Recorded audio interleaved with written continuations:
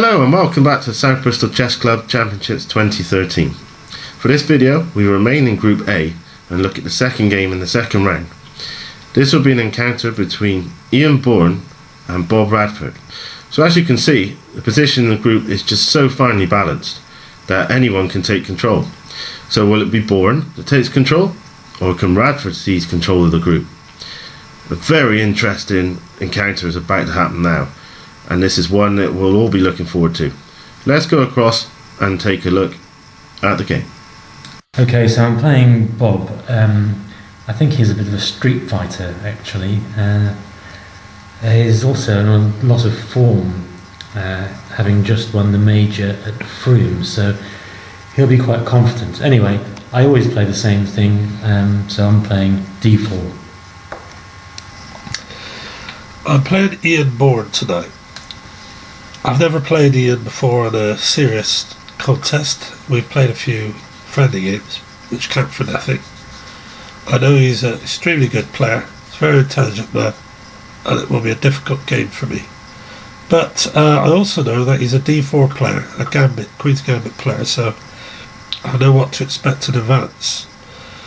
I'm going to play the Budapest if possible, if he responds to it, and hopefully I'll be able to take him out of his comfort zone and give him a decent game.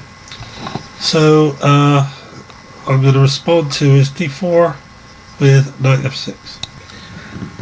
So knight f6. Actually, I thought he might play knight c6, and I had some thoughts about what I might play against that. But well, knight f6 can lead to virtually anything, so I'll just play c4. Yes, Iain has played c4 as I very much expected. So here goes then, e5. e5, the Budapest gambit. Now, I wasn't expecting that,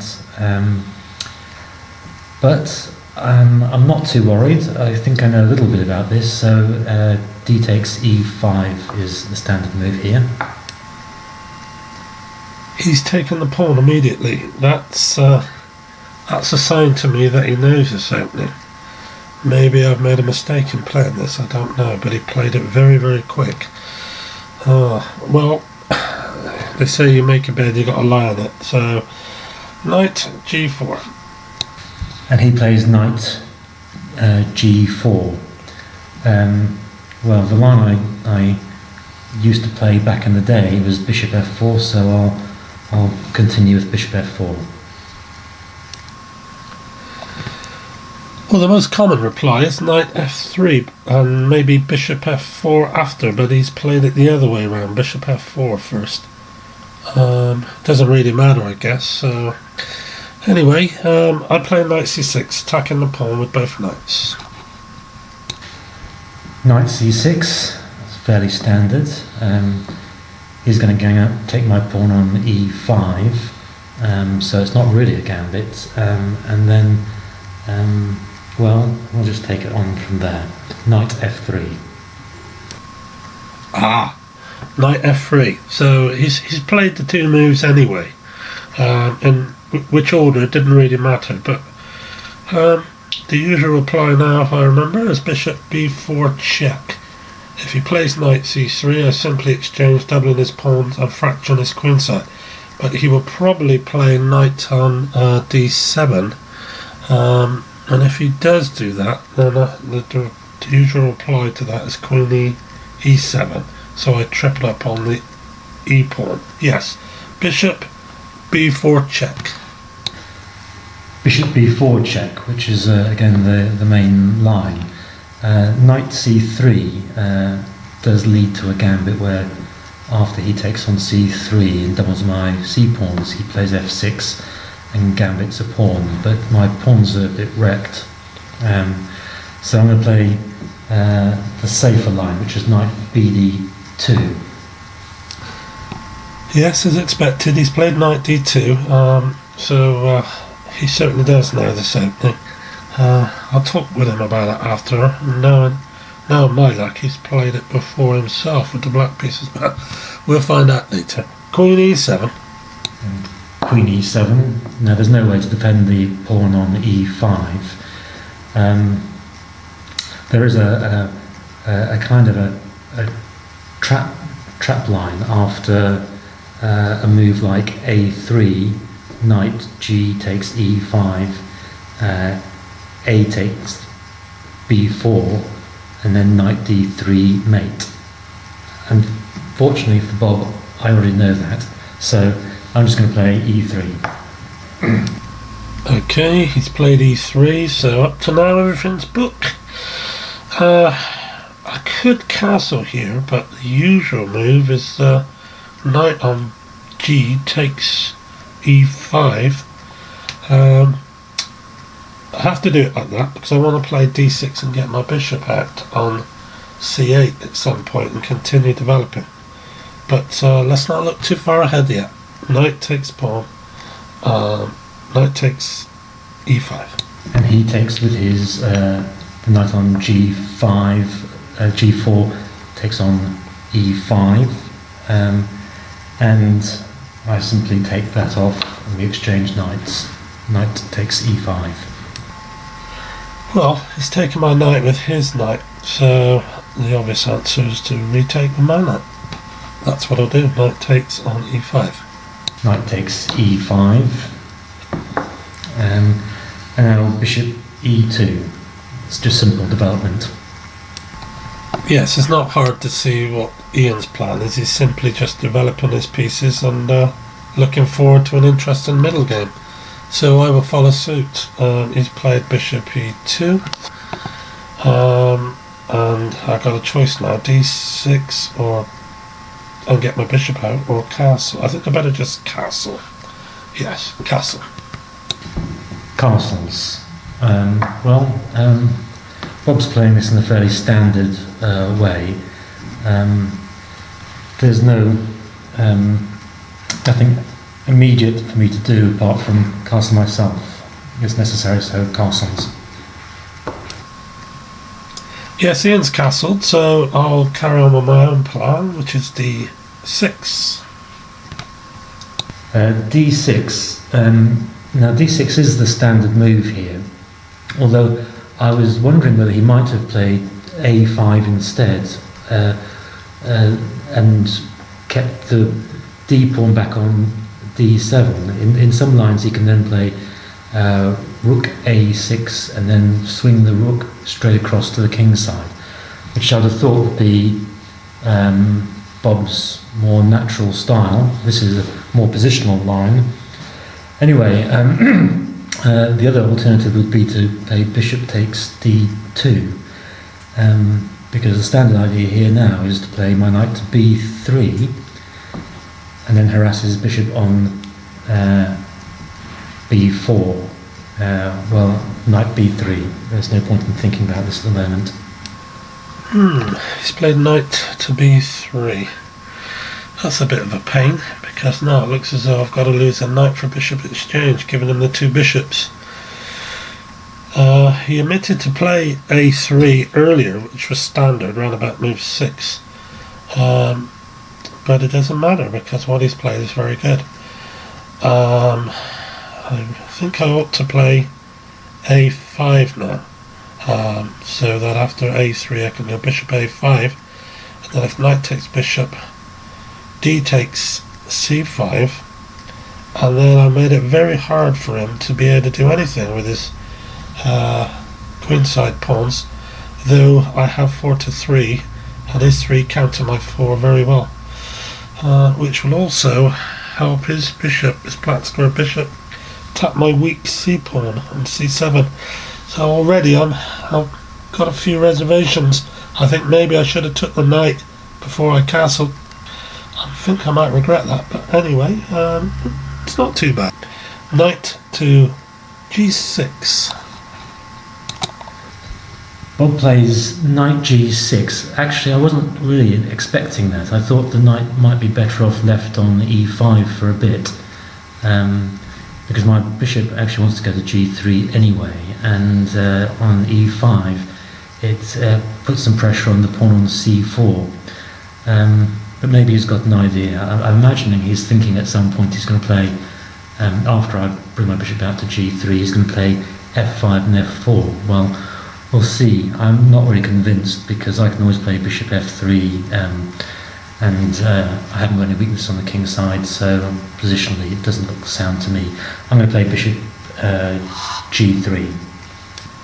Okay, we've made him retreat his bishop back to g3.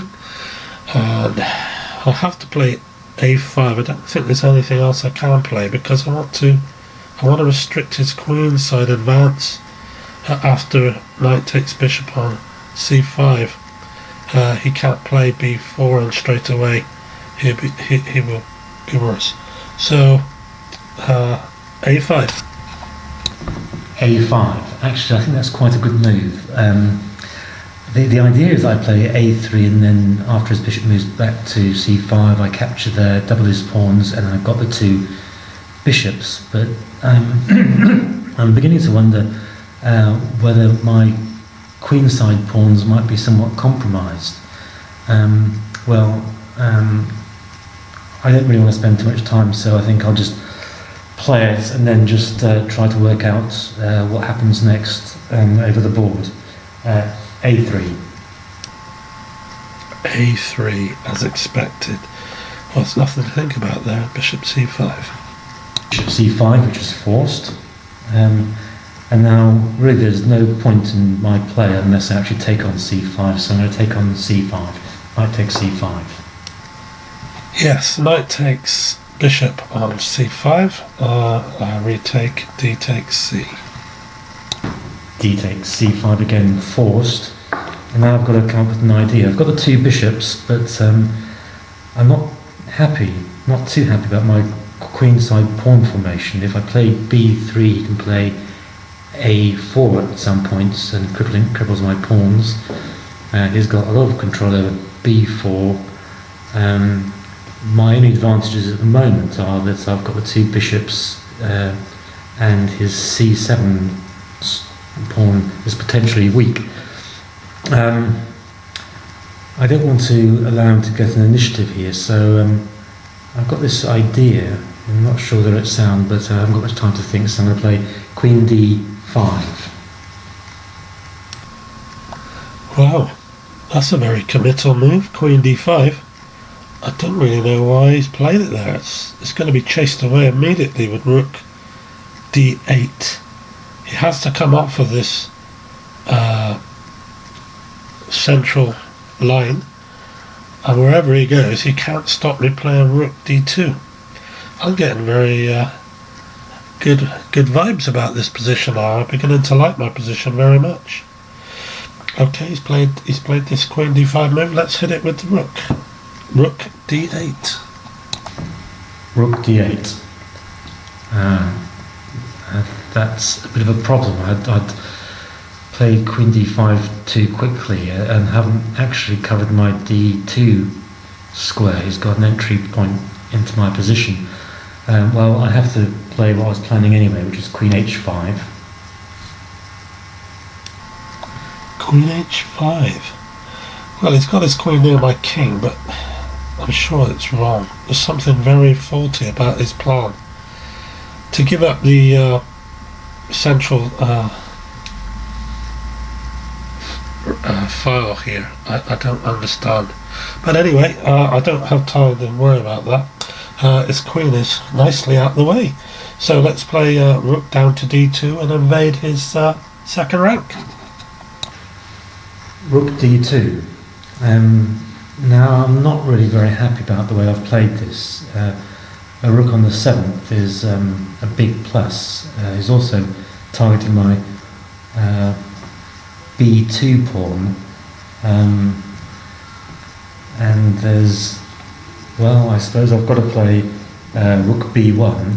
Thankfully my queen on h5 prevents his bishop going to f5 and knocking it off that square, otherwise I'd have to play rook a2, which looks horrible. Anyway, rook b1. Rook b1, rook on a b1. What else was there? b3 is no good, though he can't play that, because if I play rook b2, then he can bring his other rook across and it gets me nowhere. But I think I need to get my rooks doubled very quickly.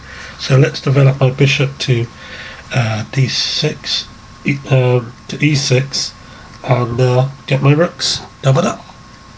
Bishop e6. Now I'm thinking that Bob must be quite happy with the way this is developed now.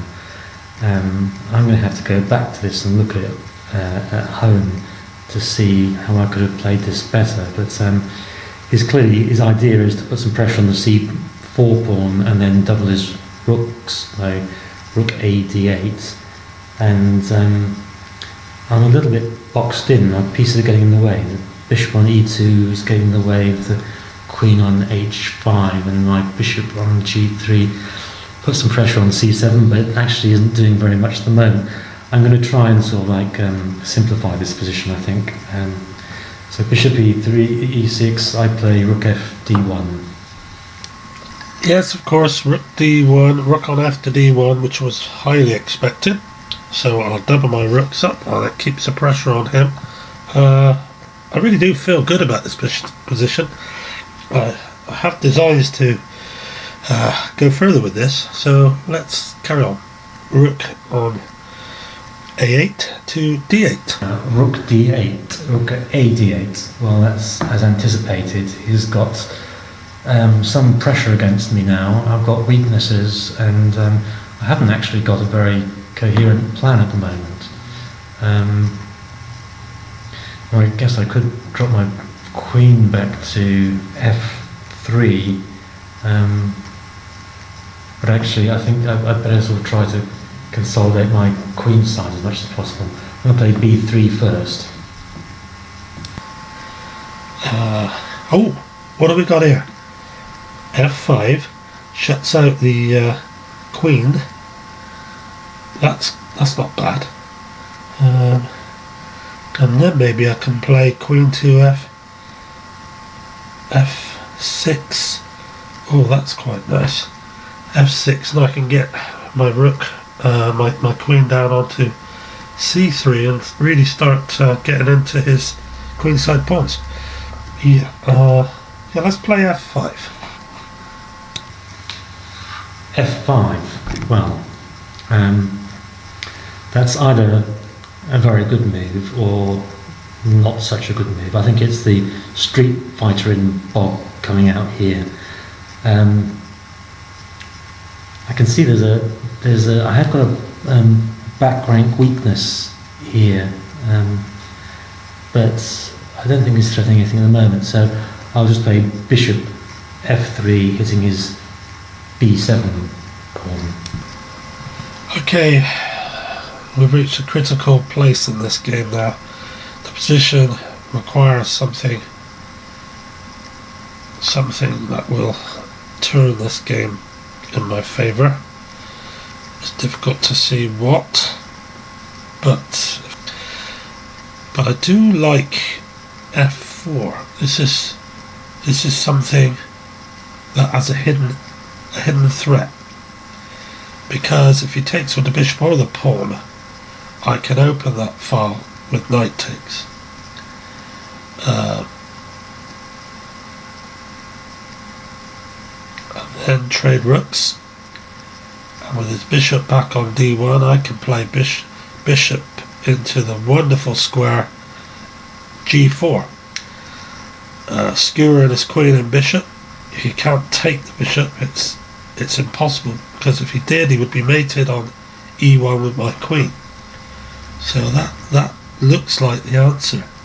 The only problem is, if he trades rooks first, I'm probably going to be in trouble, but I'm going to take this gamble because Iain hasn't played for a long time, seriously.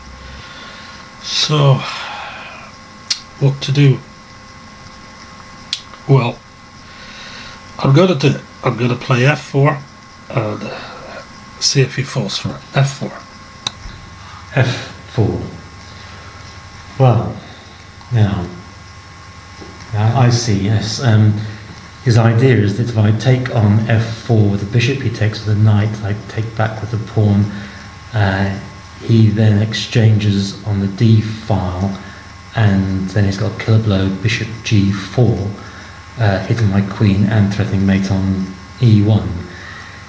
It's not that difficult a variation to spot.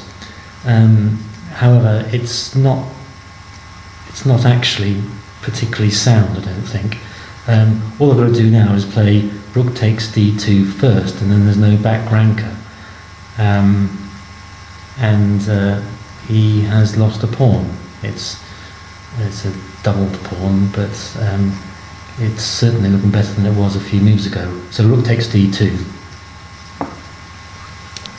Yes, he smelt the rat, and he's played rook takes d2. That's probably my worst nightmare. And now I have to retake. I've started something that I wish I didn't, and I think I'm going to pay for it, but we just have to carry on anyway. Rook takes d2. Rook takes d2 is forced, obviously, so that's not a surprise. And now I could take back with a bishop, but actually I want to keep my bishops, my two bishops, that's one of my few trumps. I also quite like the idea of taking e takes f4, because then I'm threatening f5 and his position just crumbles. So I'll play that. E takes f4. Yes, he's played e takes f, and now my position doesn't look so good. What do I do? I'm in trouble, there's no doubt about that now. I want to play queen f6, but I'll be dropping the f pawn. But it's the only chance I've got for counterplay. And I'm also hitting his f pawn. So, queen f6. Queen f6. So he's possibly threatening to take the pawn back on f4 and eyeing up some of the dark squares and maybe wanting to do something with his queen. However, this is the point where I need to start upping my game a bit. Well, actually, I was thinking I could take the pawn on c5, and it may well be the best thing. Rook e1 is also a possibility, but actually I think psychologically just playing h3 leaves him having to worry about how to play this position, and he no longer has any tactics based on the back rank, so it may not be the best, but I'm going to play h3 anyway. He's played h3, so he's given himself a flight square. There's no chance of catching him on the back rank. I've also discovered that knight takes on f4 is useless because he has queen e8 check. And unless I go back with my queen, it would be mate. So I have to go back to the queen. Queen takes queen, king takes queen, bishop takes knight. So I cannot take that pawn. It appears to me that I have to play either f6, c6 or b6. I'm going to play c6. So he plays c6 to defend the pawn on b7. I can just take the pawn on c5, but I want to cause him as many problems as possible. So I'm going to play rook e1 first of all, with all kinds of threats. Rook e1. That's a very strong move indeed, because I can't move the knight because it's queen to e1, and if I move the bishop and I did move the knight, he would have queen and rook bearing down on d1. It was a good move. He centralised this rook. He's now in a good position. I'm in trouble. So I think I have to bring my rook back to d8 to watch my back rank. Rook d8. And so he drops his rook back to d8. And I've got a feeling that's an admission that his position has gone badly wrong. Well, I'm going to take the pawn now on c5, because now I'm 2 pawns up. You said that you can take back on f. Well, he can't take back on f4 because he drops the bishop on e6.